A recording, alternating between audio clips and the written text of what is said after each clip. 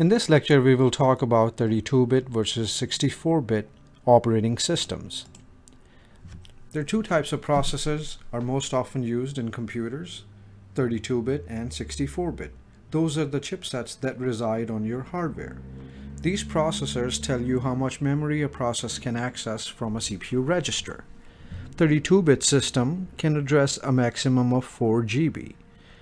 32-bit system, it means it has a 32-bit processor.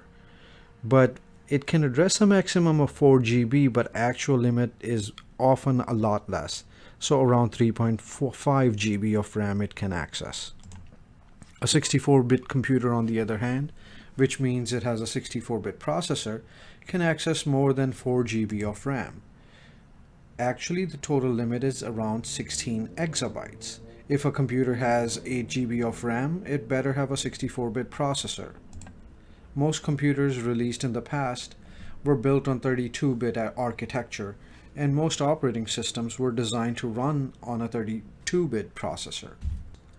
A major difference between 32-bit processors and 64-bit processors is the number of calculations per second they can perform, which affects the speed at which they can complete tasks.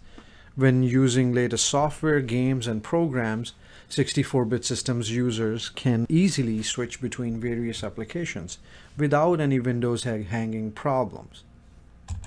A computer with a 64-bit processor can have a 64-bit or 32-bit version of an operating system or software installed.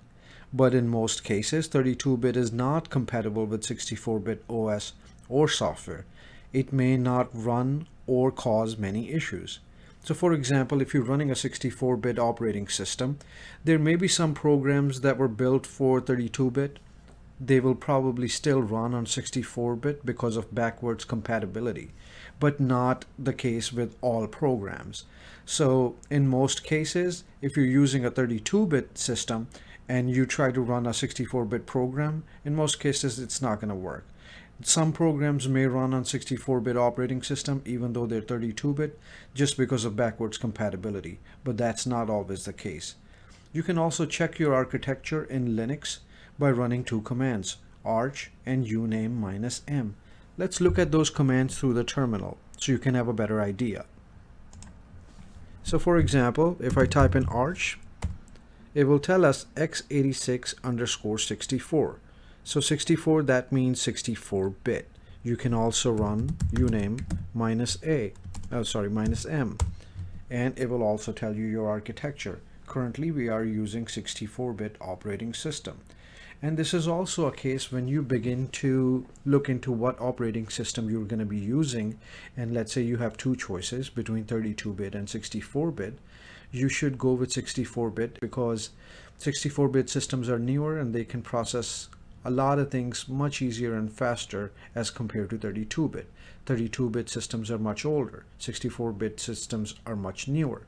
So try to choose 64-bit system when possible. I hope you learned something useful in this lecture as well, and I'll see you in the next one.